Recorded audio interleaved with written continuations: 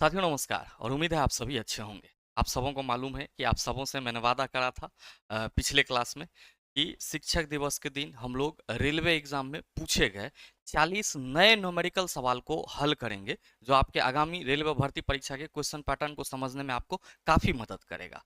आप चाहे RRB ALP exam में बैठना चाहो या फिर टेक्नीशियन एग्जाम में बैठना चाहो, ग्रुप डी एग्जाम में बैठना चाहो, जेई एग्जाम में बैठना चाहो, मेरे मित्र जो न्यूमेरिकल के सवाल पूछे गए हैं उसका स्टैंडर्ड यही रहा है जो आपका करंट 2024 में एग्जाम हुआ। तो आज का जो ये सेशन है वो कंप्लीटली आपको ये बताएगा कि रेलवे एग्जाम में पूछे जाने वाले न्यूमेरिकल का पैटर्न क्या है और आपको किस तरीके से और किस हिसाब से अपने फॉर्मूला को तैयार करना है, यानी कि फॉर्मूला को रेडी करना है। क्योंकि आप सबों को मालूम है कि जो भी न्यूमेरिकल सवाल होते हैं वो पूरा का पूरा फॉर्मूला बेस्ड होता है, और फॉर्मूला बेस्ड होने के साथ साथ अगर आपके पास बेहतर कंसेप्ट है थियोरिटिकल पोर्शन का, तो मेरे मित्र हर एक सवाल पे अधिकार आपका होता है। ध्यान रखना कि आज के इस सेशन का जो भी क्वेश्चन है सॉल्यूशन सहित पीडीएफ आपको हमारे टेलीग्राम ग्रुप से मिल जाएगा, जिसका लिंक इस वीडियो के नीचे डिस्क्रिप्शन में दिया हुआ है। आप वहां से जाकर के पीडीएफ को एक्सेस कर सकते हैं। साथ ही आप सबों को एक छोटा सा अपडेट भी देना चाहेंगे। टीचर्स डे के इस शुभ अवसर पे आप सभी छात्रों के लिए द लॉजिकल साइंस एप्लीकेशन पे जितने भी बैचेज हैं, चाहे वो आपका टेक्निकल कैटेगरी का हो, साइंस कैटेगरी का हो, बिहार एग्जाम का हो, शिक्षक कैटेगरी का हो, सभी कैटेगरीज में सर 200 रुपए तक की छूट अवेलेबल है। और ध्यान में रखना ये छूट आपका 5 सितंबर से लेकर के 7 सितंबर रात्रि 12 बजे तक आप सबों के लिए अवेलेबल रहेगा। मेरे मित्र आप हमारे साथ किसी भी कोर्स में, चाहे आप एनसीईआरटी को लाइन बाय लाइन डिस्कस करना चाहते हैं या फिर आप आरआरबी ग्रुप डी के लिए पूरा कंप्लीट साइंस पढ़ना चाहते हैं फाउंडेशन विद एनसीईआरटी, आप एएलपी सीबीटी 2 के लिए बेसिक साइंस इंजीनियरिंग ड्राइंग करना चाहते हैं, आप फिटर ट्रेड पढ़ना चाहते हैं, मैकेनिक डीजल ट्रेड पढ़ना चाहते हैं, मतलब आप किसी भी एग्जाम की तैयारी कर रहे हैं तो आप हमारे साथ जुड़ करके अपनी तैयारी को सर 100% शिखर तक ले जा सकते हैं। और ध्यान रखिएगा कि जो बैच है द लॉजिकल साइंस एप्लीकेशन पे मिलेगा, जिसको वीडियो के डिस्क्रिप्शन में दिए गए लिंक से भी डाउनलोड कर सकते हैं या गूगल प्ले स्टोर पे जाकर के आप ऐसे भी डाउनलोड कर सकते हैं। और किसी भी तरह की समस्या के लिए मेरे मित्र आप इस नंबर पे हमसे संपर्क कर सकते हैं। नंबर 9065 970477 है। बहरहाल आपका जो आज के इस सेशन का पहला सवाल है आप सबों के सामने 2024 में पूछा गया। क्या पूछ रहा है आपसे कि 2.5 मीटर पर सेकंड स्क्वायर पर 10 किलोग्राम 2.5 मीटर पर सेकंड स्क्वायर पर 10 किलोग्राम द्रव्यमान को त्वरित करने के लिए आवश्यक बल की मात्रा डैश है। मेरे मित्र यहाँ पे 2.5 मीटर पर सेकंड त्वरण होगा, यहाँ पे 2.5 मीटर पर सेकंड स्क्वायर त्वरण से 10 किलोग्राम द्रव्यमान को त्वरित करने के लिए आवश्यक बल की मात्रा डैश।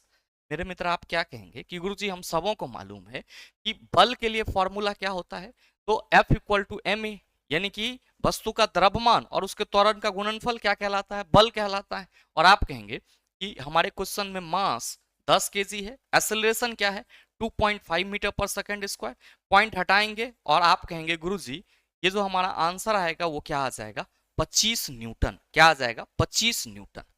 अब मेरे मित्र आप सभी ये ध्यान देना कि बल के लिए हमारे पास केवल एक ही फॉर्मूला नहीं है। यहाँ पे जब बल की बात करी गई है तो आपके क्वेश्चन में मास और एक्सेलरेशन दिया हुआ है, लेकिन कई बार आपसे सवाल ऐसे भी पूछ लिया जाता है कि वस्तु के वेग में परिवर्तन हो रहा होता है और वस्तु का द्रव्यमान दिया हुआ रहता है और आपसे पूछा जाता है कि यहाँ पे इसका कितना बल होगा, बल कितना उत्पन्न होगा ये बताइए। तो आपको घबराना नहीं है, आप सभी ये ध्यान में रखना कि बल को हम लोग संवेग में परिवर्तन की दर यानी कि P2 माइनस P1 बटा T के रूप में भी लिखते हैं। तो बल का ये परिभाषा भी आप सभी याद रखेंगे, बल का ये परिभाषा भी याद रखेंगे, जहां आप सभी याद रखना कि P2 क्या है, आप सभी याद रखेंगे P2 अंतिम संवेग है।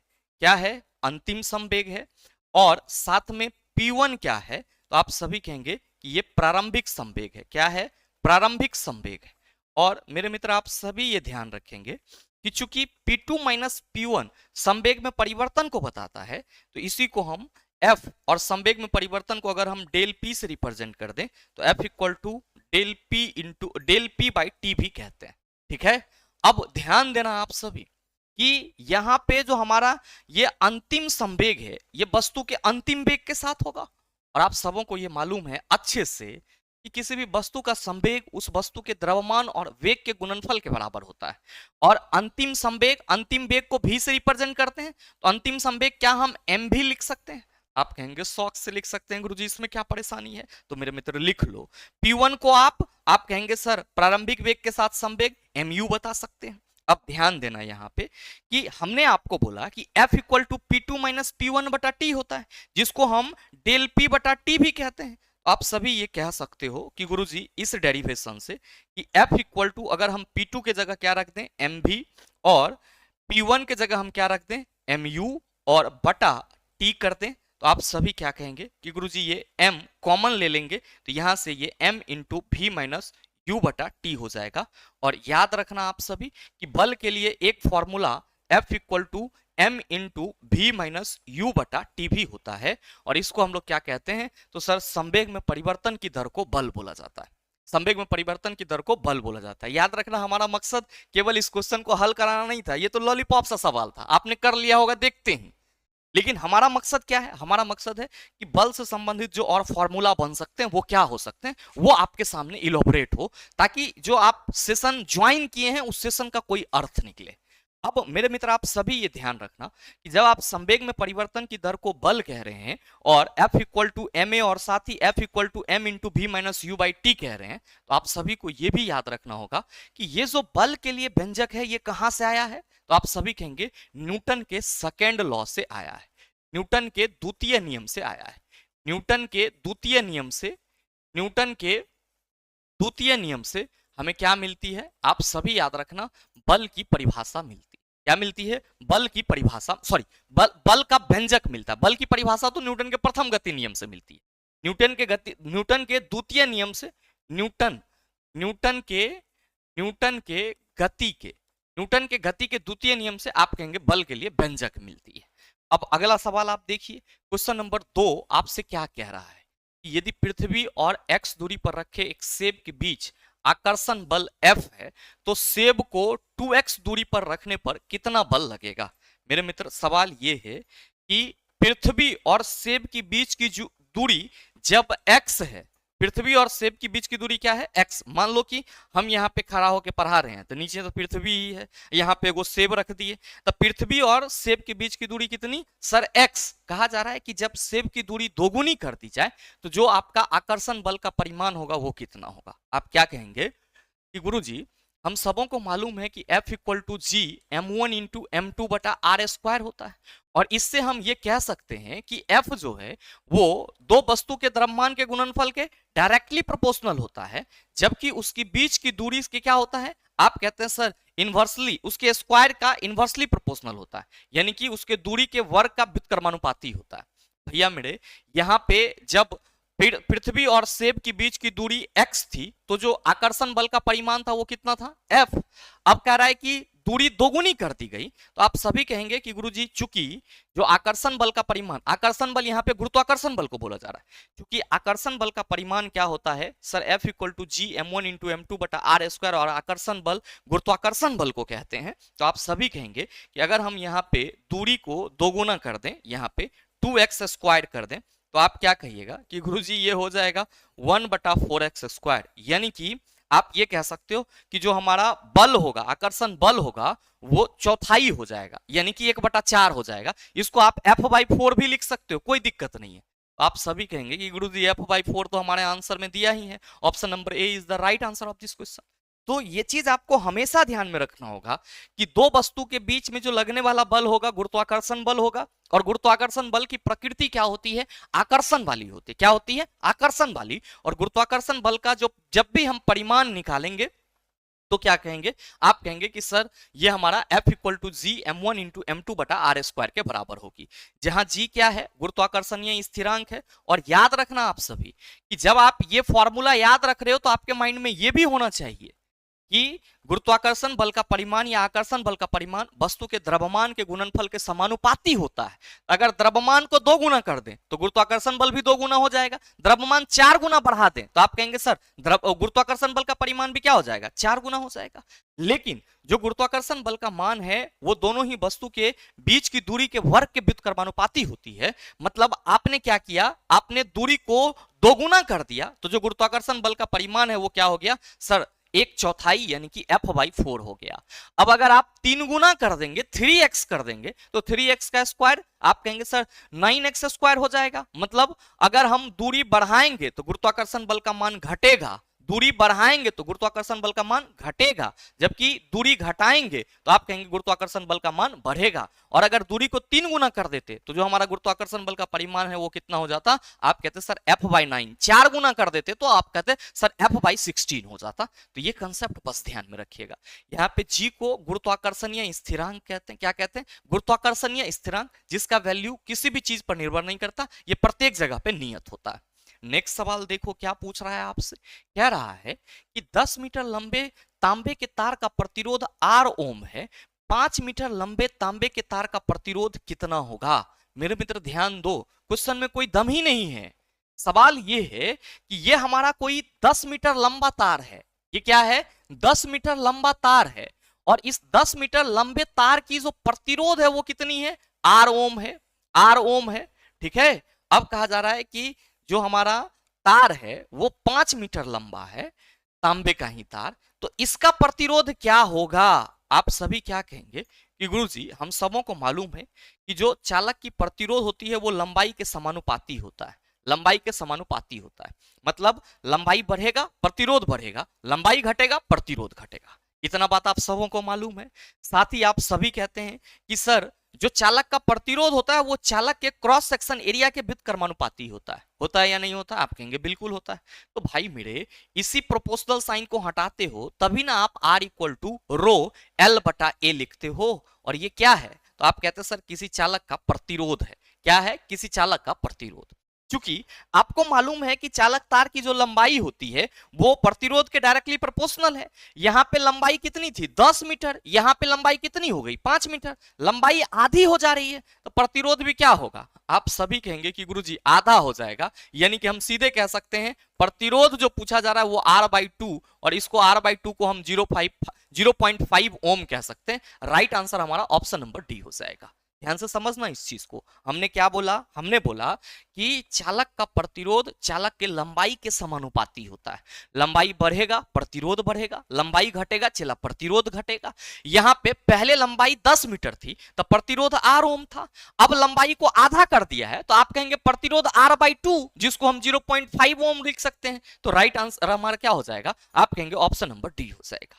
याद रखना आप सभी कि प्रतिरोध के लिए जब भी फॉर्मूला की बात करी जाएगी तो हम ये कहेंगे, और ये जो प्रतिरोध है इसका यूनिट क्या होगा? तो आप सभी याद रखना इसका यूनिट ओम होता है। इसका यूनिट क्या होता है? ओम होता है, जिसको हम लोग कुछ इस तरीके से ओम के रूप में पढ़ते हैं, और सिंबल आपका ये होता है। प्रतिरोध चालक की लंबाई, क्रॉस सेक्शन एरिया, टेम्परेचर, चालक की प्रकृति, इन सभी चीजों पर निर्भर करती है। और मतलब आप कह सकते हो असल में प्रतिरोध क्या है? तो सर असल में प्रतिरोध ओम के नियम का नियतांक है, यानी कि ओम्स कांस्टेंट है। अगला क्वेश्चन नंबर 4 क्या कह रहा है? कह रहा है कि जब किसी वस्तु को अवतल दर्पण के सामने 20 सेंटीमीटर की दूरी पर रखा जाता है तो दर्पण के वक्रता केंद्र पर वास्तविक प्रतिबिंब बनता है। दर्पण द्वारा उत्पन्न आवर्धन डैश है। अब देखो आपके पास कंसेप्ट नहीं है तो ऐसे सवाल में आप उलझ जाएंगे। उलझ इसलिए जाएंगे कि आप कहेंगे कि सर यहाँ पे हमसे पूछा जा रहा है कि अब जो प्रतिबिंब बना है उसका आवर्धन क्या होगा, जबकि क्वेश्चन है कि जब किसी वस्तु को अवतल दर्पण के सामने 20 सेंटीमीटर की दूरी पर रखा जाता है, केवल और केवल यहाँ पे सर वस्तु दूरी दी हुई है, और कह रहा है कि वक्रता केंद्र पर वास्तविक प्रतिबिंब बनता है। अब प्रतिबिंब वक्रता केंद्र पर बन रहा है, यहाँ पे प्रतिबिंब दूरी का तो साफ साफ जिक्र ही नहीं किया गया है। मेरे मित्र जिक्र किया गया है, हिडन है। आप देखो इसको कि ये आपका अवतल दर्पण, ये चला क्या हो जाएगा? इसका पोल, ये क्या होगा? फोकस, ये क्या होगा? वक्रता केंद्र। ध्यान से समझना, कह रहा है कि अवतल दर्पण के सामने 20 सेंटीमीटर की दूरी पर वस्तु को रखी गई है, यानी कि u इक्वल टू -20 सेंटीमीटर।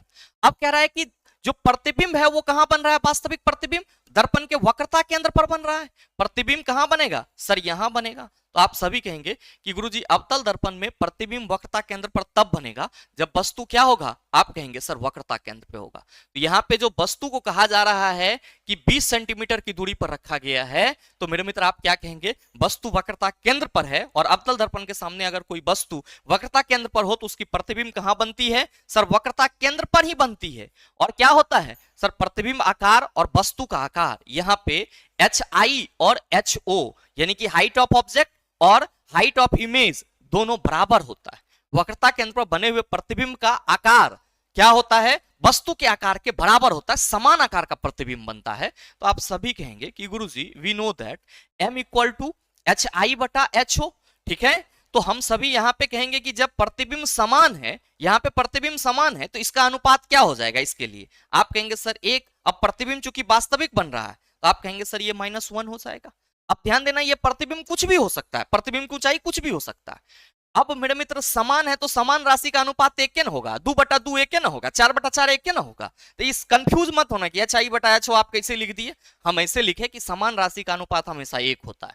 तो हम कह रहे हैं कि वस्तु का आकार और प्रतिबिंब का आकार दोनों समान है, that's why we can say that their magnification will be -1, क्योंकि प्रतिबिंब रियल बन रहा है। अब मन में आएगा कि संतुष्टि नहीं हो रहा है कि ये एक कैसे आ गया। चला, वस्तु दूरी कितना 20 सेंटीमीटर, प्रतिबिंब दूरी भी कितना, आप कहेंगे सर प्रतिबिंब दूरी भी हमारा 20 सेंटीमीटर होगा क्योंकि वक्रता केंद्र पर बन रहा है।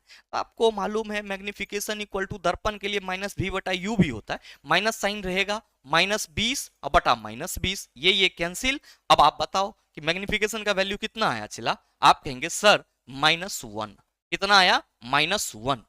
तो मेरे मित्र जब भी ऐसे सवाल आए तो आपको हड़बड़ाने की जरूरत नहीं है, आप सीधा आंसर क्या करेंगे कि सर वक्रता केंद्र पर प्रतिबिंब बन रही है तो आवर्धन 1 होगा, क्योंकि वक्रता केंद्र पर तभी बनेगी जब वस्तु को वक्रता केंद्र पर रखा जाएगा। अच्छा, हम आपको समझा रहे हैं, पूरा हमने इसका जो पीछे का मजमा था वो क्लियर कर दिया है, इसलिए हमको 2 मिनट समय लग गया, लेकिन आपको समय नहीं लगना चाहिए ऐसे सवाल में एग्जाम हॉल में।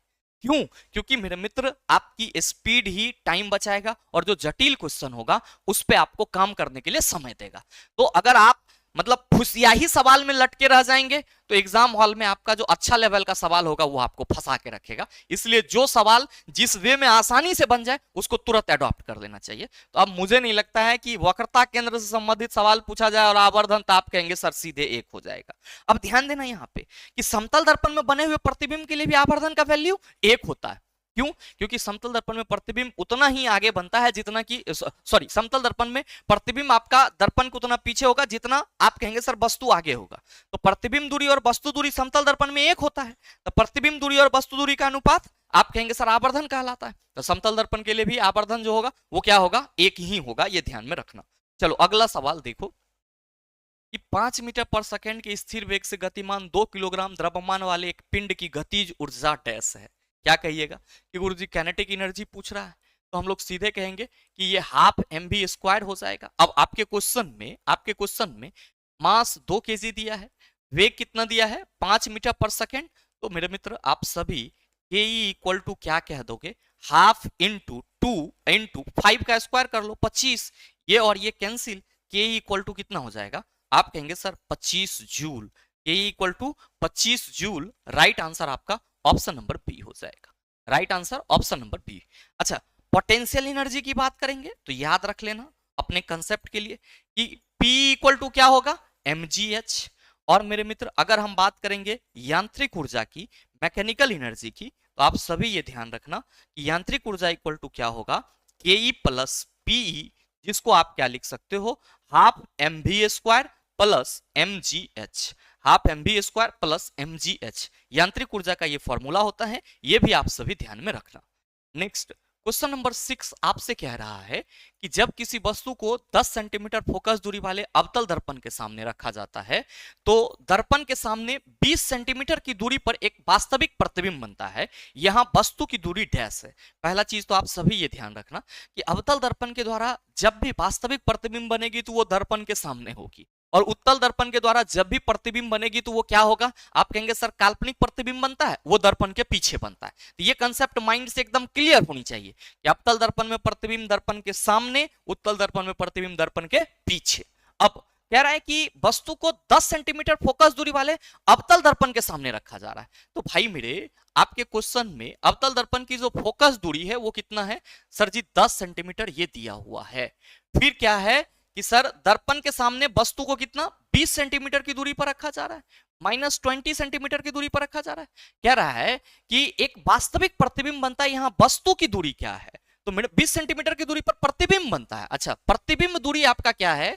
प्रतिबिंब दूरी आपका -20 सेंटीमीटर है। तो आपसे ये पूछा जा रहा है कि दूरी पर एक वास्तविक प्रतिबिंब बनता है तो वस्तु की दूरी क्या होगी?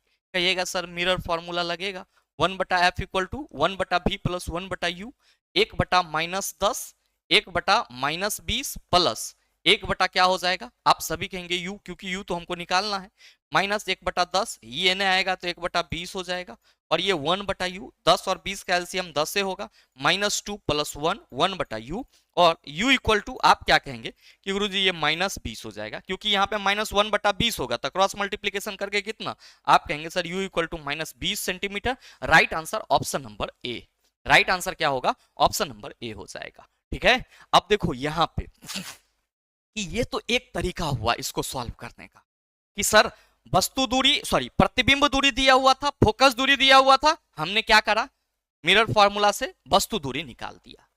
अब जरा सा गौर फरमाओ, आप क्वेश्चन को अगर आप ठीक से पढ़ते तो इतना आपको कैलकुलेशन करने की जरूरत नहीं पड़ती।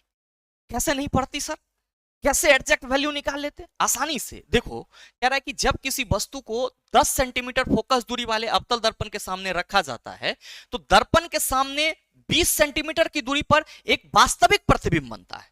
दर्पण के सामने 20 सेंटीमीटर की दूरी पर एक वास्तविक प्रतिबिंब बन रहा है। चला इस बात को गौर से देखना भाई मेरे, आप देखो कि जो आपका अवतल दर्पण है उसकी फोकस दूरी क्या है, -10 सेंटीमीटर। तो मेरे मित्र फोकस दूरी के दोगुने दूरी पर क्या होगा, आप सभी कहेंगे वक्रता केंद्र होगा। फोकस दूरी के दोगुने दूरी पर क्या होगा, वक्रता केंद्र होगा। और फोकस दूरी का दोगुना करेंगे तो आप क्या कहिएगा इस क्वेश्चन के लिए कि गुरुजी चूंकि फोकस -10 सेंटीमीटर है तो जो हमारा वक्रता त्रिज्या होगा, वक्रता केंद्र तक की दूरी होगी वो कितनी होगी, -20 सेंटीमीटर। अब क्वेश्चन में कहा जा रहा है कि जो प्रतिबिंब बन रहा है वो -20 सेंटीमीटर पे ही बन रहा है।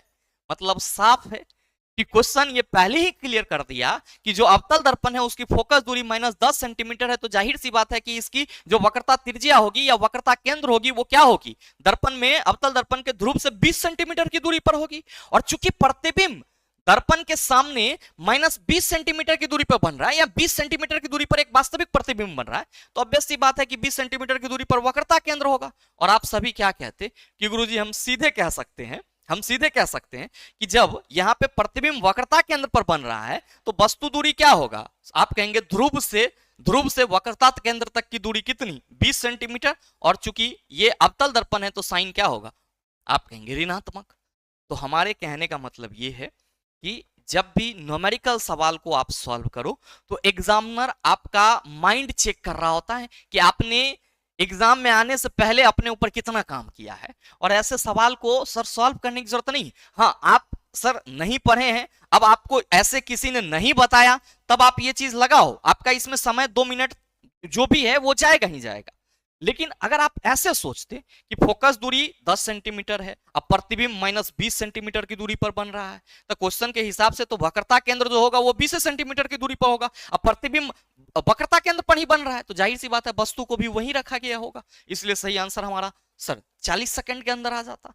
नेक्स्ट क्वेश्चन नंबर 7 देखो क्या कह रहा है कि निम्नलिखित में से कौन सा परमाणु द्रव्यमान की इकाई का प्रतीक है। अब देखो बहुत सारे छात्र यहाँ पे फंसते हुए नजर आए।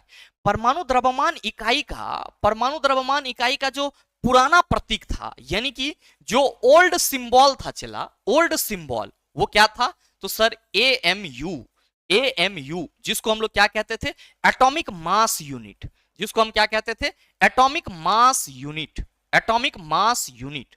अब देखो चला कि यहां पे कहीं पे भी एएमयू की तो चर्चा ही नहीं की गई है, केवल किसकी चर्चा की गई है, यू की। और मेरे मित्र जो आपका मॉडर्न सिंबल है परमाणु द्रव्यमान इकाई के लिए, आधुनिक सिंबल है, मॉडर्न सिंबल है, वो क्या है सर यू, जिसका मतलब क्या होता है यूनिफाइड मास, जिसका मतलब क्या होता है यूनिफाइड मास। तो आपसे जो सवाल पूछ रहा है उसका सीधा आंसर आप कहेंगे ऑप्शन नंबर डी हो जाएगा। और ये जो U है ये किसको बता रहा है, यूनिफाइड मास को बता रहा है। नेक्स्ट सवाल क्वेश्चन नंबर 8 कह रहा है कि एक बंद परिपथ में यदि 100 कूलम का आवेश 50 सेकंड की अवधि के लिए प्रवाहित होता है तो परिपथ में प्रवाहित की गई धारा डैश है। आप सभी क्या कहेंगे कि सर 100 कूलम का आवेश 50 सेकंड के लिए प्रवाहित हो रहा है, तो हम सबों को मालूम है कि I = Q/T होता है, और Q हमारा 100 कूलम है, और ये हमारा क्या है सर 50 सेकंड, ये 0 कैंसिल, 5 दूना 10, जो हमारा धारा होगा वो कितना होगा, आप कहेंगे 2 ampere. Right answer option number ए हो जाएगा। मेरे मित्र आप सभी ये याद रखना कि धारा का SI यूनिट, I का SI यूनिट बेशक हम लोग क्या लिखते हैं, तो आप सभी याद रखना एम्पियर, लेकिन जो आपका धारा है इसका छोटा मात्रक होता है। तो आई का जब हम छोटा मात्रक की चर्चा करेंगे तो आप सभी क्या कहेंगे कि गुरुजी आई का जो छोटा मात्रक होगा वो मिली एम्पियर होगा। और याद रखने वाली बात यह है कि 1 मिली एम्पियर कितना के बराबर होता है? 10⁻³ एम्पियर के बराबर होता है। 1 मिली एम्पियर कितना के बराबर? 10⁻³ एम्पियर के बराबर होता है। अब ध्यान रखना यहां पे कि 1 एम्पियर कितना के बराबर होता है। तो मेरे मित्र ये Q/T है, तो आप सभी ये कह सकते हैं कि 1 एम्पियर 1 कूलम पर सेकंड के बराबर होता है। 1 एम्पियर कितना के बराबर होता है? आप कहेंगे 1 कूलम पर सेकंड के बराबर होता है। नेक्स्ट क्वेश्चन नंबर 9 कह रहा है कि यदि पृथ्वी का गुरुत्वीय त्वरण चंद्रमा के गुरुत्वीय त्वरण का 6 गुना है तो निम्नलिखित में से कौन सा कथन सही है? मेरे मित्र आप सबों को मालूम है कि जो चंद्रमा पर गुरुत्वीय त्वरण होता है वो पृथ्वी के गुरुत्वीय त्वरण का 1/6 होता है। ध्यान से समझना इस चीज को कि अगर हम लोग मून पे वैल्यू की बात करते हैं, चंद्रमा पे मून पर जी के वैल्यू की बात करते हैं, जी के मान की बात करते हैं, तो हम लोग क्या कहते हैं? सर पृथ्वी के जी का 1/6, पृथ्वी का जो जी होगा उसका छठा भाग 1/6 कह दो, तो ये आप ऐसे लिख सकते हो। तो आप ये कह सकते हो कि जो पृथ्वी पर जी होगा किसके सापेक्ष? चंद्रमा के सापेक्ष।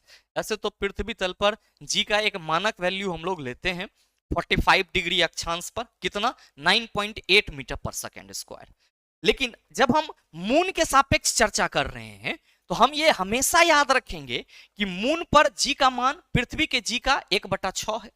तो हम ये कह सकते हैं कि पृथ्वी पर जी का मान चंद्रमा के सापेक्ष क्या होगा? तो आप सभी कहेंगे चंद्रमा के जी का 6 गुना, चंद्रमा के जी का 6 गुना। और यही कह रहा है क्वेश्चन कि यदि पृथ्वी का गुरुत्वीय त्वरण, पृथ्वी पर जी चंद्रमा के गुरुत्वीय त्वरण का 6 गुना है तो निम्नलिखित में से कौन सा कथन सही है? कह रहा है कि पृथ्वी पर किसी वस्तु का भार चंद्रमा पर उसके भार की तुलना में 6 गुना अधिक है। अब जी का भार से क्या संबंध है? संबंध है चला W equal to M G. W equal to हम लोग क्या कहते हैं? M G. भार इक्वल टू क्या होता है? वस्तु का द्रव्यमान और गुरुत्वीय त्वरण। अब आपको मालूम है कि जी के मान में परिवर्तन होता है, तो जाहिर सी बात है कि सर जो वस्तु का भार होगा उसमें भी परिवर्तन हमें देखने को मिलेगा। मेरे मित्र अगर आप ये कह रहे हो कि चंद्रमा पर जी का वैल्यू पृथ्वी के जी का 1/6 है, तो जाहिर सी बात है कि चंद्रमा पर किसी भी वस्तु का जो भार होगा वो पृथ्वी के भार का 1/6 हो जाएगा, क्योंकि गुरुत्वीय त्वरण क्या हो जाएगी सर? 1/6 हो जाएगी। कहां पे? चंद्रमा पे। अब अगर चंद्रमा पे कोई वस्तु है और उसको हम पृथ्वी पे ला रहे हैं तो आप कहेंगे कि सर पृथ्वी पर जी चंद्रमा के जी का 6 गुना होता है ज्यादा। तो सर किसी वस्तु का भार चंद्रमा की तुलना में पृथ्वी पर क्या होगा? आप कहेंगे सर चंद्रमा के भार का 6 गुना। तो जो पहला स्टेटमेंट है कि पृथ्वी पर किसी वस्तु का भार चंद्रमा पर उसके भार की तुलना में 6 गुना अधिक होता है, यह बात बिल्कुल सही है। दूसरा है कि जब हम किसी वस्तु का भार पृथ्वी या चंद्रमा पर मापते हैं तो वह एक समान होता है, बिल्कुल नहीं। भार एक समान हो ही नहीं सकता है, क्योंकि भार गुरुत्वीय त्वरण पर निर्भर करता है और गुरुत्वीय त्वरण में सर परिवर्तन हमेशा देखने को मिलता है, हर एक स्थिति में देखने को मिलता है। तीसरा है कि पृथ्वी पर किसी वस्तु का भार चंद्रमा पर उसके भार की 2 गुना अधिक होता है, बिल्कुल गलत। चंद्रमा पर किसी वस्तु का भार पृथ्वी पर उसके भार की तुलना में 6 गुना अधिक होता है, मेरे मित्र 6 गुना कम होता है, आप ये कह सकते हैं। राइट आंसर आप कहिएगा सर ऑप्शन नंबर ए हो जाएगा। अगला सवाल देखिए, क्वेश्चन नंबर 10 आपसे क्या कह रहा है कि श्रेणी क्रम में जुड़े प्रत्येक R ओम प्रतिरोध के 2 प्रतिरोधों का तुल प्रतिरोध कितना होगा? श्रेणी क्रम में जुड़ रहा है, ये देखो कि श्रेणी क्रम में कुछ इस तरीके से जुड़ेगा, ठीक है। अब यहां पे ध्यान देना कि इसके साथ तो एक बैटरी भी हमें लगाना होगा। मेरे मित्र ये हमारा R ओम है और ये भी R ओम है, इसका जो श्रेणी क्रम होगा वो R प्लस R। आप कहेंगे गुरुजी 2R। Right answer option number ए। अब इतना ही आपको ध्यान नहीं रखना है, आपको ध्यान ये भी रखना है कि श्रेणी क्रम में जुड़े हुए प्रतिरोध यानी कि सीरीज में जुड़े सभी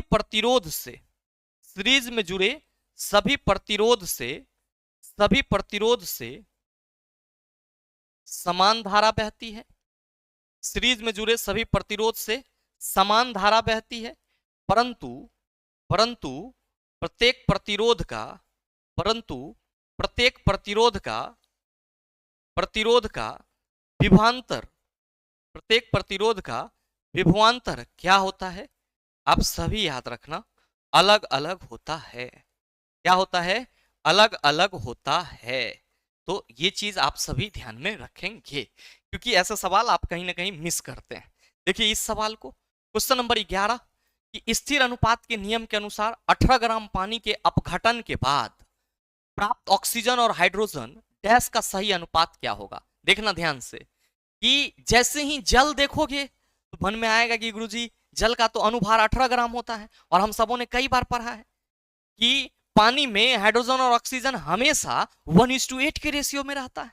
अब यहाँ पे आप फंस जाओगे कि 1:8 तो कहीं है, ये नहीं है मेरे मित्र। यहाँ पे सीधा सीधा जो मॉलिक्यूलर भार है उसी से तुलना की गई है। लेकिन आप यहाँ पे देखेंगे कि हम लोग जो कहते हैं कि सर H2O में हाइड्रोजन का जो भार होगा वो 2 होगा, ऑक्सीजन का भार क्या होगा? 16। अब इसी को ना काट के हम लोग कहते हैं कि गुरुजी ये 1:8 है। क्या? तो सर हाइड्रोजन और ऑक्सीजन के बीच रेशियो, किसके बीच? हाइड्रोजन और ऑक्सीजन के बीच रेशियो। लेकिन आपसे क्या पूछ रहा है? ऑक्सीजन और हाइड्रोजन के बीच का रेशियो क्या होगा? ऑक्सीजन आप कहेंगे 16, हाइड्रोजन 2, आप कहिएगा सर 16:2। राइट आंसर हमारा ऑप्शन नंबर सी हो जाएगा। तो ऐसा सवाल आपको फंसा सकते हैं, बस क्वेश्चन पे सर पूरा नजर होना चाहिए। और मैं आप सभी से कहना चाहूंगा चिला कि जब भी एग्जाम में बैठो, किसी भी क्वेश्चन को पढ़ो तो क्वेश्चन के मर्म को समझने का प्रयास जरूर करना, अदरवाइज बहुत डिले हो जाएगा। क्योंकि आप जाने हुए सवाल में भी क्या करेंगे? गलती करेंगे। तो मैं ऐसा नहीं चाहता हूं, और इसीलिए मैं आपके साथ इतना मेहनत भी कर रहा हूं। ठीक है, अगला सवाल देखिए, क्वेश्चन नंबर 12 कि 5 सेंटीमीटर ऊंचाई वाले किसी वस्तु के लिए उत्तल दर्पण द्वारा उत्पन्न आवर्धन 0.2 है, यहां प्रतिबिंब की ऊंचाई डैश है। मेरे मित्र सवाल ये नहीं बनेगा आपसे, आप कहेंगे गुरुजी m इक्वल टू तो हम लोग HI/HO भी कहते हैं, और क्वेश्चन में आवर्धन हमारा 0.2 है और 5 सेंटीमीटर ऊंचाई वाले किसी वस्तु के लिए, मतलब साफ है कि यहाँ पे प्रतिबिंब की ऊंचाई 5 सेंटीमीटर है, सॉरी वस्तु की ऊंचाई 5 सेंटीमीटर है, तो प्रतिबिंब की ऊंचाई क्या हो जाएगा? 5 इंटू 0.2, पॉइंट हटा दीजिए, नीचे आपका 10 आ जाएगा, और आप कहेंगे 5 दूना 10, और ये 2 और 2 कैंसिल, H इक्वल टू क्या हो जाएगा सर? 1 सेंटीमीटर, और ये आपके ऑप्शन नंबर बी में है। चले आगे, नेक्स्ट है क्वेश्चन नंबर 13 कि किसी पिंड पर लगने वाले 5 न्यूटन के नियत बल द्वारा किया गया कार्य 5 जूल है, लगाए गए बल की दिशा में पिंड का विस्थापन डैश है। बहुत ही सरल सा सवाल कि ये आपका कोई पिंड है जिसका द्रव्यमान 5 केजी है, और इस पे क्या हो रहा है सर? 5 न्यूटन का बल लग रहा है। तो कह रहा है कि इसका विस्थापन क्या होगा? क्या कहिएगा कि sir W equal to FS होता है। तो हम यहाँ पे कहेंगे कि जो हमारा विस्थापन होगा, ध्यान देना यहाँ पे कि किया गया कार्य 5 जूल है और 5 न्यूटन का बल लग रहा है, और आपसे कहा जा रहा है कि विस्थापन, अच्छा ये 5 केजी नहीं है, चला सिंपल ऐसे देखो कि ये आपका कोई पिंड है जिसपे 5 न्यूटन का बल लग रहा है, तो ये विस्थापित हो रही है, और विस्थापित होने के वजह से यहाँ पे 5 जूल कार्य हो रहा है। तो आपसे पूछा जा रहा है कि S का वैल्यू क्या होगा? तो 5 जूल कार्य है 5 न्यूटन, आप कहेंगे S इक्वल टू 5/5। S हमारा कितना होगा? 1 metre.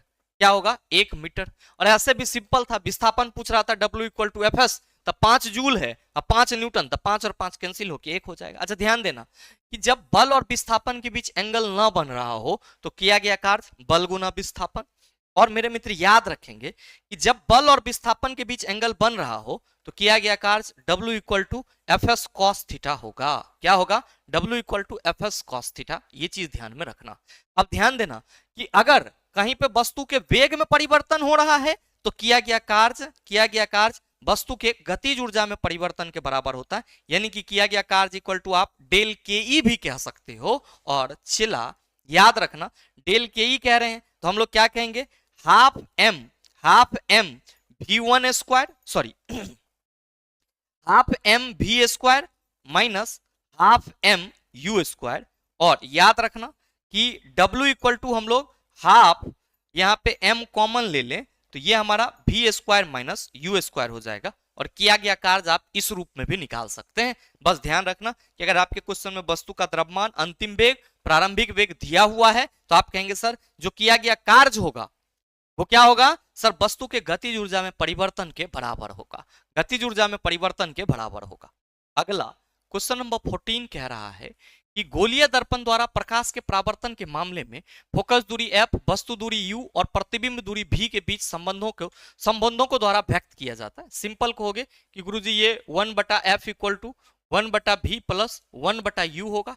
That's why right answer of this question is, आप सभी कहेंगे सर ऑप्शन नंबर सी, क्योंकि 1/f equal to 1/u plus 1/v लिखा हुआ यही होगा। बाद बाकी में माइनस है, आप देखेंगे माइनस और u भी वहां पे 1/f इक्वल टू u भी बटा u प्लस भी दिया हुआ है, जो कि नहीं होगा। सीधा सीधा हमारा आंसर आप कहेंगे ये हो जाएगा।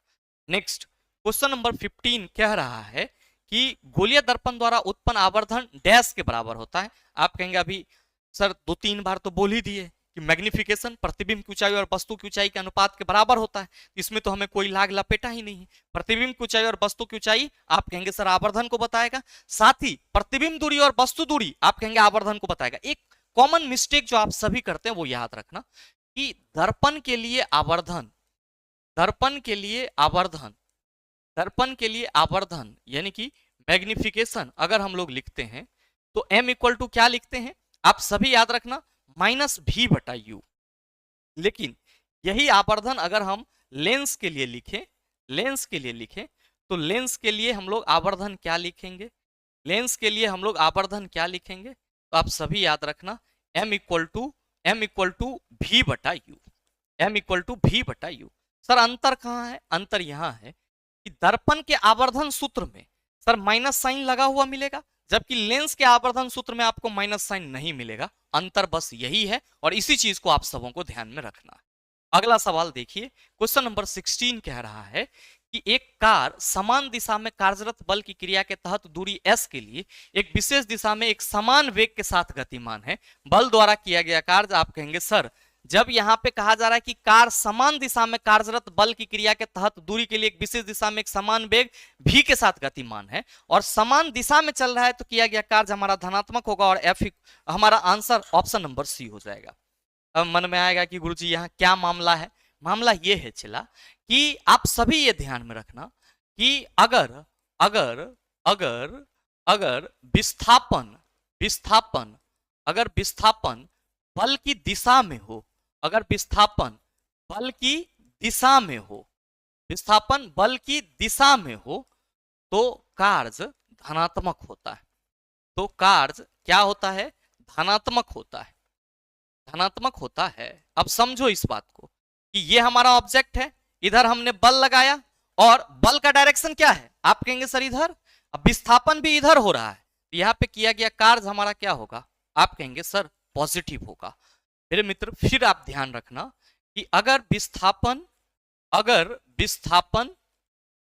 विस्थापन बल के विपरीत दिशा में हो, अगर विस्थापन बल के विपरीत दिशा में हो, अगर विस्थापन बल के विपरीत दिशा में हो तो किया गया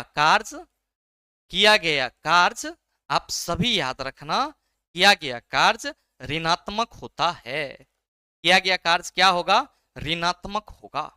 मेरे मित्र याद रखेंगे कि अगर विस्थापन एवं बल, अगर विस्थापन एवं बल क्या हो तो आप सभी ध्यान रखेंगे एक दूसरे के लंबवत, अगर विस्थापन एवं बल एक दूसरे के लंबवत हो, एक दूसरे के लंबवत हो तो किया गया कार्य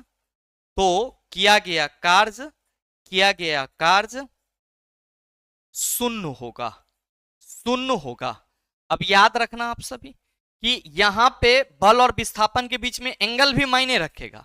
जब यहाँ पे बल के दिशा में विस्थापन है तो एंगल कितना बनेगा, तो आप सभी कहेंगे कि गुरुजी बल के दिशा में विस्थापन है तो यहाँ तो एंगल बनेगा ही नहीं, तो cos 0 डिग्री का वैल्यू 1 होता है। तो आप सभी याद रखना कि बल और विस्थापन के बीच में अगर 0 डिग्री का एंगल बने तो किया गया कार्य धनात्मक होगा, और अगर बल और विस्थापन की दिशा में 180 डिग्री का एंगल बने तो 180 डिग्री cos 180 डिग्री का वैल्यू -1, तो आप कहेंगे किया गया कार्य ऋणात्मक होगा।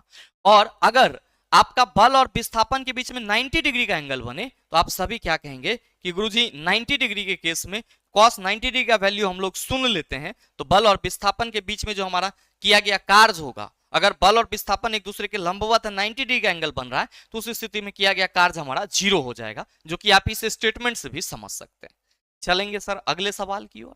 क्वेश्चन नंबर 17 कह रहा है कि किसी किसी दिए गए माध्यम में किसी वस्तु के प्रणोद, दाब और क्षेत्रफल के बीच क्या संबंध है। यहाँ पे क्षेत्र दे दिया है तो आप इसको क्षेत्रफल समझ लेंगे। आप सभी को मालूम होना चाहिए कि प्रेशर इक्वल टू हम लोग क्या कहते हैं, प्रणोद बटा क्षेत्रफल। दाब इक्वल टू हम लोग क्या कहते हैं, हिंदी में लिख लो कि दाब इक्वल टू क्या होता है, चला प्रणोद बटा क्षेत्रफल होता है, प्रणोद बटा क्षेत्रफल होता है।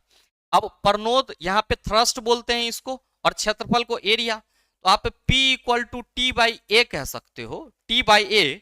तो थ्रस्ट इक्वल टू आप प्रेशर इंटू एरिया तो कह ही सकते हो, thrust equal to pressure into area. और सही संबंध आप कहेंगे सर ऑप्शन नंबर बी हो जाएगा। किसी सतह के लंबवत लगने वाले बल को हम लोग क्या कहते हैं सर, प्रणोद कहते हैं, ये ध्यान में रखना। और दाब तो ऐसे हम लोग कहते हैं कि प्रति एकांक क्षेत्रफल पर लगने वाला बल दाब कहलाता है, लेकिन प्रणोद की जब हम बात कर रहे हैं तो आप इस बोर्ड को दबाएंगे तो इसके सतह के लंबवत ही दबाएंगे, तो सतह के लंबवत लगने वाला बल प्रणोद कहलाता है। और प्रेशर हम प्रणोद बटा क्षेत्रफल भी लेते हैं, तो इस केस में हम कह सकते हैं थ्रस्ट इक्वल टू क्या हो जाएगा, प्रेशर इंटू एरिया हो जाएगा। अगला क्वेश्चन नंबर 18 कह रहा है कि 8 ओम और 5 ओम के श्रेणी संयोजन का तुल प्रतिरोध 7 ओम है, आर का मान क्या होगा, 7 minus 5 2। Right answer option number C हो जाएगा। कैसे हुआ गुरुजी, बिल्कुल सरल तरीके से, क्योंकि R S equal to R1 plus R2 होता है। अब 8 ओम और फिर है 5 ओम, 8 ओम और आपका 5 ओम का जो तुल प्रतिरोध है वो कितना है, RS कितना है, 7 ओम। तो भाई मेरे R equal to 7 minus 5 equal to 2 ohm ही ना होगा, इसमें तो कोई आपको लाग लपेटा होना ही नहीं चाहिए। नेक्स्ट सवाल क्वेश्चन नंबर 19 कह रहा है निम्नलिखित में से कौन सा HNO3 का आणविक द्रव्यमान है। हाँ, आपके एग्जाम में केमिस्ट्री के आणविक भार से संबंधित भी सवाल पूछे जाते हैं, और कई बार मैंने आपको बताया यहाँ पे अगर हमें किसी भी कंपाउंड का आणविक भार निकालना है तो उस कंपाउंड में मौजूद सभी परमाणुओं के भार को हम लोग जोड़ देंगे तो हमें क्या मिल जाएगा, आणविक भार मिल जाएगा। आपको मालूम है कि हाइड्रोजन की एक परमाणु का द्रव्यमान कितना होता है, 1, नाइट्रोजन की एक परमाणु का द्रव्यमान 14, ऑक्सीजन की एक परमाणु का द्रव्यमान 16 है, यहाँ पे O3 है तो 16 तिया 48। आप सभी क्या कहेंगे कि 8 4 12 1 13 होगा, 4 1 5 1 6, ये 63 U हो जाएगा, और सही आंसर ऑप्शन नंबर डी हो जाएगा। अगला क्वेश्चन नंबर 20 आपसे कह रहा है कि 1 मीटर फोकस दूरी के उत्तल दर्पण के वक्रता केंद्र और ध्रुव के बीच की दूरी डैश है। बताओ, ये मेरे मित्र आपका उत्तल दर्पण है, ठीक है, और ये इसका पोल हो जाएगा, ये इसका फोकस, और ये इसका क्या होगा, वक्रता केंद्र। अब इसकी जो P से F तक की दूरी है वो 1 मीटर है, तो चला आपसे पूछा जा रहा है कि इसके ध्रुव से वक्रता केंद्र तक की दूरी क्या होगी। आप कहेंगे वक्रता केंद्र तक की जो दूरी होगी वो वक्रता त्रिज्या होती है, और वक्रता त्रिज्या फोकस दूरी की दोगुनी होती है, तो हम यहाँ पे 1 × 2 ये हमारा कितना हो जाएगा। आप कहेंगे सर 2 मीटर। मेरे मित्र आप ऐसे भी कह सकते हो, बस ये याद रखना कि उत्तल दर्पण की फोकस दूरी धनात्मक होगी, वक्रता त्रिज्या धनात्मक होगी, तो वैल्यू हमेशा पॉजिटिव में ही आएगा। ये चीज आप सभी अपने माइंड में जरूर रखेंगे। नेक्स्ट क्वेश्चन नंबर 21 आपसे कह रहा है कि यदि एक आदमी जमीन से 2.5 मीटर की ऊंचाई तक 1 किलोग्राम उठाता है तो गुरुत्वीय त्वरण 10 मीटर पर सेकंड स्क्वायर मानते हुए आदमी द्वारा किए गए कार्य का परिमाण डैश है। ध्यान देना कि जब भी हम किसी भी चीज को धरती से उठाते हैं कुछ ऊंचाई तक, तो हमारे द्वारा कुछ कार्य किया जाता है, और किसी वस्तु को ऊपर उठाने के क्रम में जो कार्य होता है, वस्तु को ऊपर उठाने के क्रम में, इस चीज को मैं यहाँ पे मेंशन कर रहा हूं, आप सभी लिख लेना कि वस्तु को ऊपर उठाने के क्रम में, वस्तु को ऊपर उठाने के क्रम में किया गया कार्य किसके बराबर होता है। तो आप सभी याद रखना sir W equal to mgh के बराबर होता है। अब वस्तु का द्रव्यमान कितना है सर, द्रव्यमान 1 किलोग्राम, जी का वैल्यू 10, और कितना उठाना है सर 2.5 मीटर, पॉइंट हट गया, ये हमारा 10, W इक्वल टू हमारा आप कहेंगे 25 joule. Right answer option number ए हो जाएगा। अगला क्वेश्चन नंबर 22 आपसे कह रहा है कि CaCl2 का सूत्र इकाई द्रव्यमान क्या होगा। मेरे मित्र ध्यान देना, यहाँ पे सूत्र इकाई क्यों बोला गया है। सूत्र इकाई हम लोग स्पेशल केस में बोलते हैं, और वो केस क्या है तो आप सभी याद रखना कि जो आयनिक यौगिक होते हैं, आयनिक यौगिक का आणविक भार जो है वो सूत्र इकाई द्रव्यमान के रूप में लिखा जाता है, फॉर्मूला यूनिट मास के रूप में लिखा जाता है। अच्छा, इसमें कोई रॉकेट साइंस नहीं है, जस्ट लाइक आणविक भार ही निकालना होता है, बस टर्म क्या है, तो आयनिक यौगिक के भार के लिए हम लोग सूत्र इकाई द्रव्यमान उपयोग में लाते हैं, या सूत्र इकाई जो द्रव्यमान शब्द है इसका इस्तेमाल करते हैं। मेरे मित्र, कैल्शियम क्लोराइड की बात करी जा रही है। कैल्शियम की एक परमाणु का द्रव्यमान 40, क्लोरीन के 2 परमाणु हैं, एक का द्रव्यमान 35.5, तो यहाँ पे 35.5 गुना 2 ये हो जाएगा 40 plus 71 111 unit. Right answer option number C. Next question number 23 कह रहा है कि यदि एक प्रकाश किरण अपवर्तनांक n1 के माध्यम से अपवर्तनांक n2 के माध्यम में इस प्रकार यात्रा करती है कि आपतन कोण I और अपवर्तन कोण R है, और जो आपका एंगल आपतन कोण है वो 0 डिग्री से बड़ा है और 90 डिग्री से छोटा है, तो इस केस में आपसे पूछा जा रहा है कि n1 equal to n2 dash के बराबर है, sine r minus sine i, sine i बटा साइन आर, साइन आर बटा sine i minus sine r. अब बहुत सारे छात्र तो इसमें मिस्टेक करते हैं, ब्लंडर मिस्टेक, सीधे साइन आई बटा साइन आर कह देंगे, लेकिन नहीं मेरे मित्र, आपसे यहां पे जो पूछा जा रहा है वो n1 बटा n2 पूछा जा रहा है। क्या पूछा जा रहा है? n1 बटा n2। और आप सबों को ध्यान रखना चाहिए स्नेल के नियम से। किसके? स्नेल के नियम से। स्नेल का नियम क्या कहता है? स्नेल का नियम कहता है कि आपतन कोण की ज्या और अपवर्तन कोण की ज्या हमेशा नियत होता है। और मेरे मित्र, इस नियत के जगह ही हम लोग क्या लिखते हैं? साइन आई बटा साइन आर इक्वल टू, आप सभी कहते हैं म्यू, यानी कि अपवर्तनांक। अब ये जो अपवर्तनांक है, आपतन कोण की ज्या और अपवर्तन कोण की ज्या के अनुपात के रूप में, ये एक्चुअल में क्या है? तो आप सभी ध्यान रखना, ये एक्चुअल में आपका n2 बटा n1 है, n2 बटा n1 है। अब मेरे मित्र, ये जो n2 बटा n1 है, तो आप यहां पे ये कह सकते हो n2 बटा n1, इसको क्या कहोगे कि सर माध्यम 2 का 1 के सापेक्ष अपवर्तनांक। इसको हम लोग कैसे रिप्रेजेंट करेंगे? तो हम ये कह सकते हैं कि सर साइन आई बटा जो साइन आर है, इसको हम n21 कह सकते हैं, n21। और हम क्या लिखेंगे? n2 बटा n1। क्या लिखेंगे? n2 बटा n1।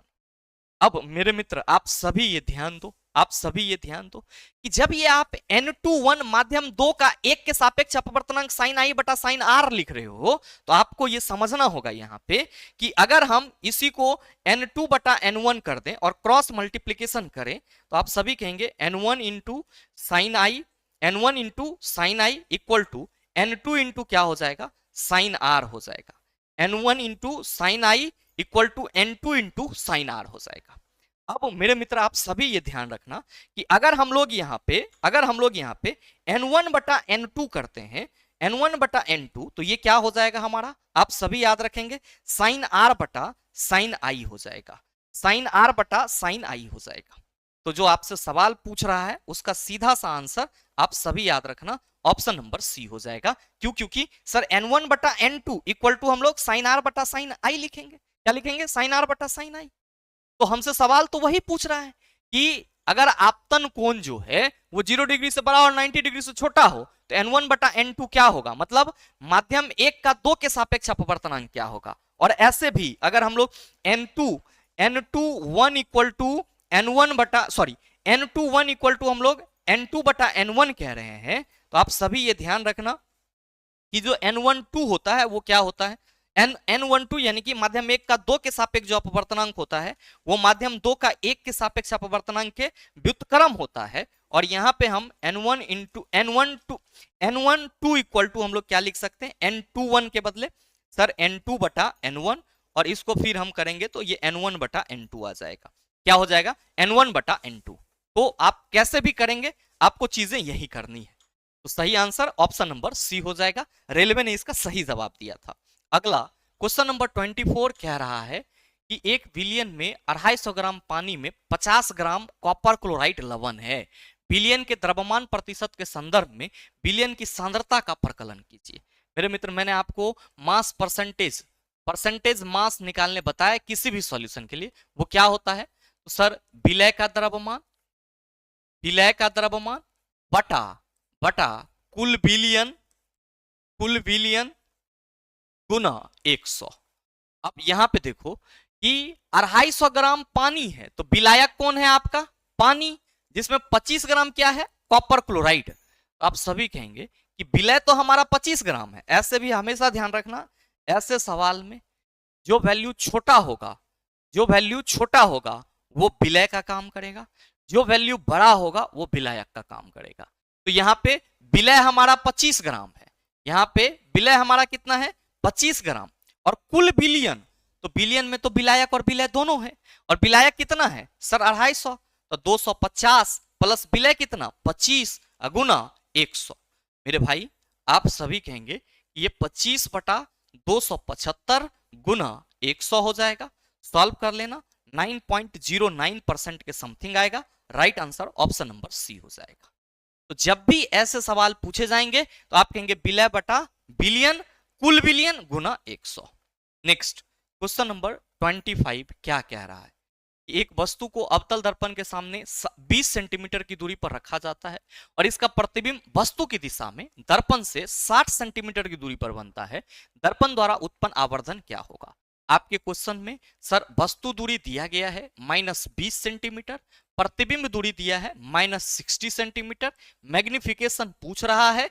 आप कहोगे दर्पण की बात करी जा रही है, m इक्वल टू -v बटा u, -60 बटा आप कहेंगे 20, ये माइनस माइनस कैंसिल, 20 तिया 60। सर मैग्निफिकेशन का वैल्यू -3 हो जाएगा। राइट आंसर ऑप्शन नंबर ए हो जाएगा। अगला है क्वेश्चन नंबर 26। एक कूलम आवेश में कितने इलेक्ट्रॉन होते हैं?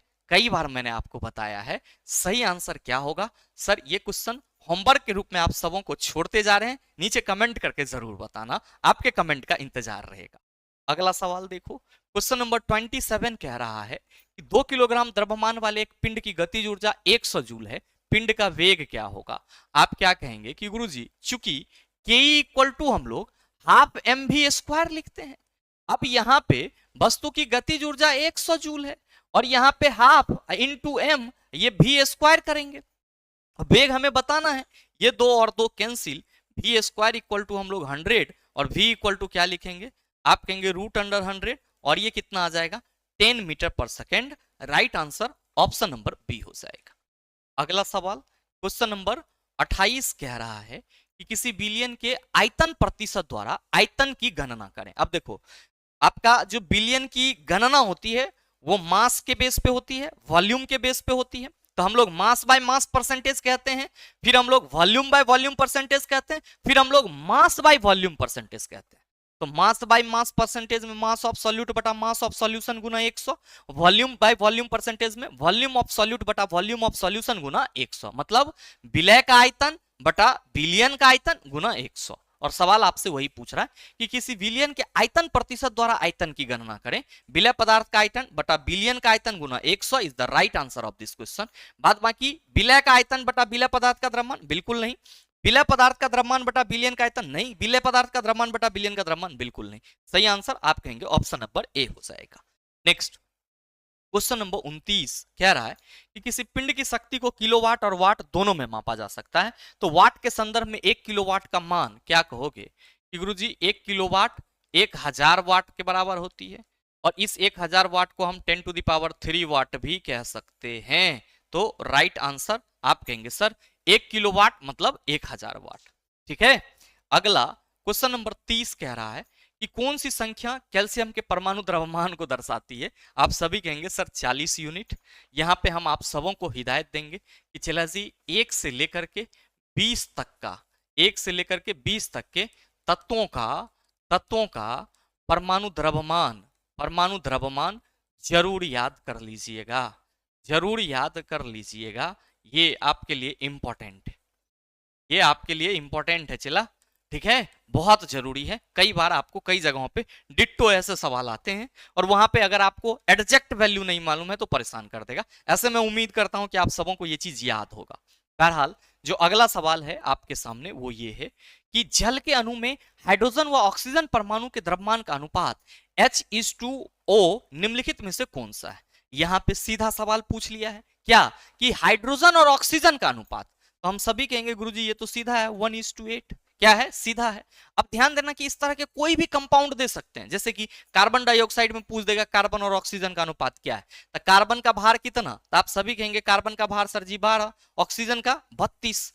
अब यहाँ पे इसको कैंसिल करो तो आप कहेंगे 2 6 का 12 और 16 दूना 32, 2 तिया 6 और 2 8 16, यानी कि कार्बन डाइऑक्साइड में कार्बन और ऑक्सीजन 3:8 के अनुपात में होगा। किस अनुपात में, 3:8 के अनुपात में। ऐसे ही कैल्शियम ऑक्साइड का पूछ ले तो कैल्शियम का जो भार होगा वो 40, ऑक्सीजन की एक परमाणु का था आप कहेंगे 16, 20 दूना 40, 2 8 16, 2 दहाई के 20, 2 चौका 8, फिर 2 दूना 4, 2 5 10, ये क्या हो जाएगा सर 5:2 हो जाएगा, 5:2। कौन, कैल्शियम और ऑक्सीजन। तो इस तरीके से आप सभी ध्यान रखेंगे, ठीक है।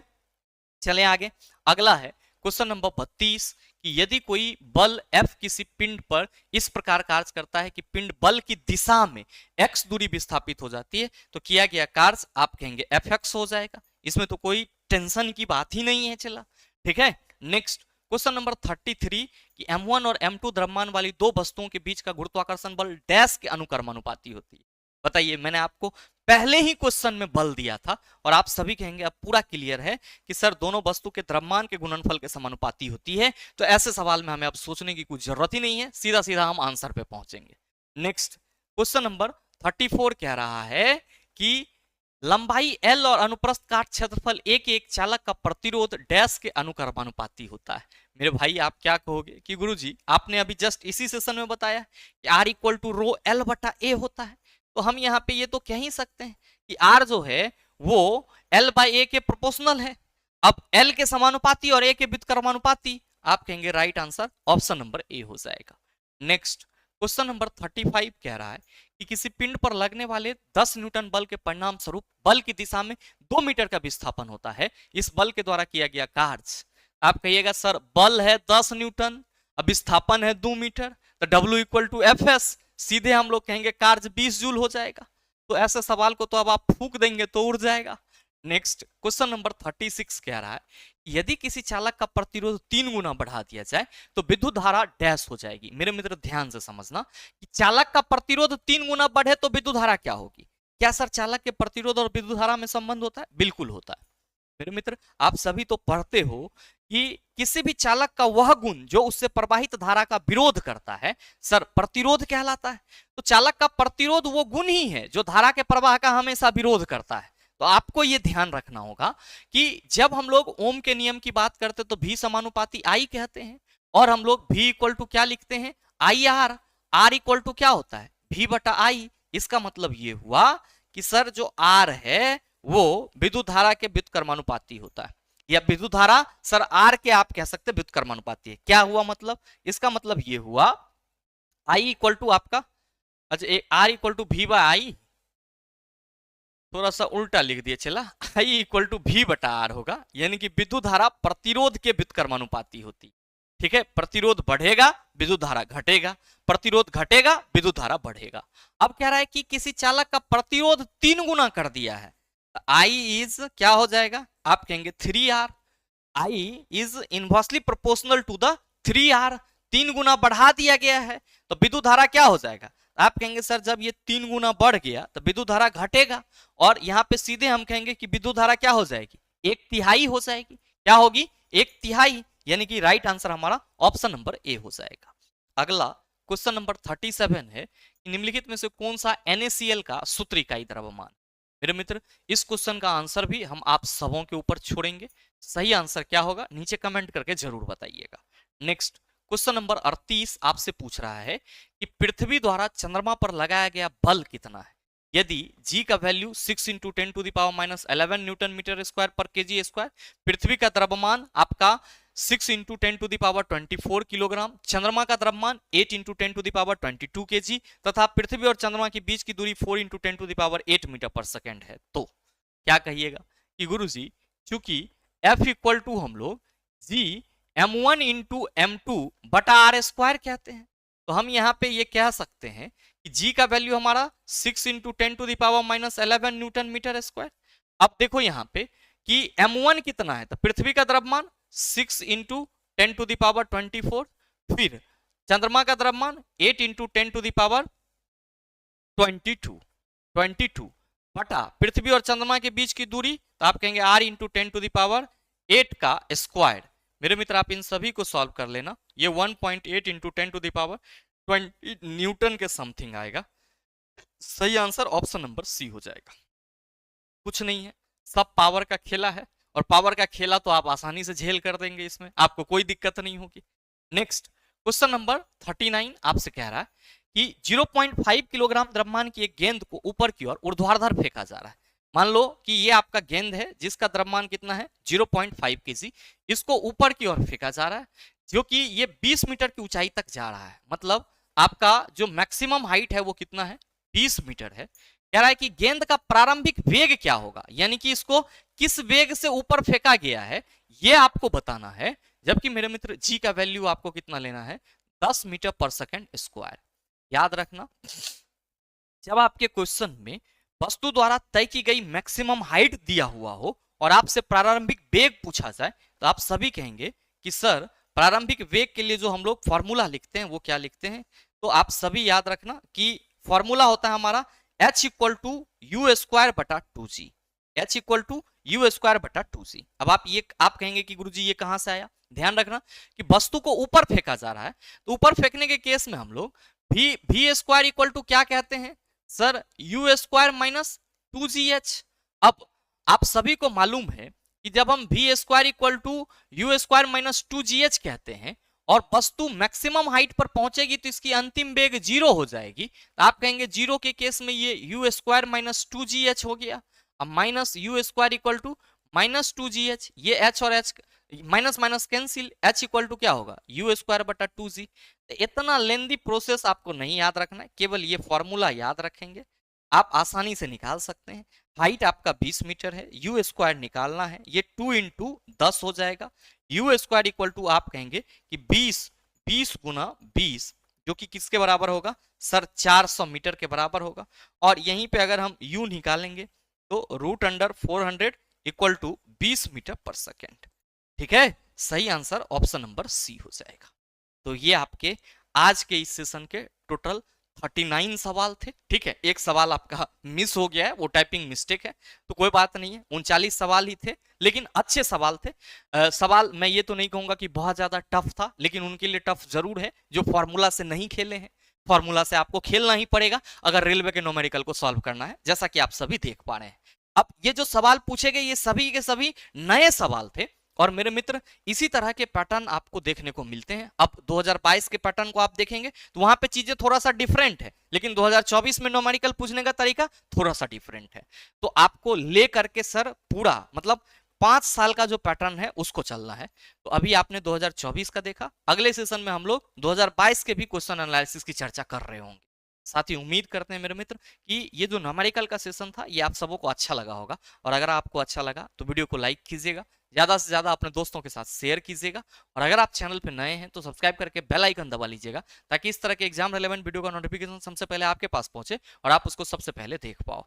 मिलते हैं फिर अगले सेशन में, तब तक के लिए best of luck, thank you, have a nice day.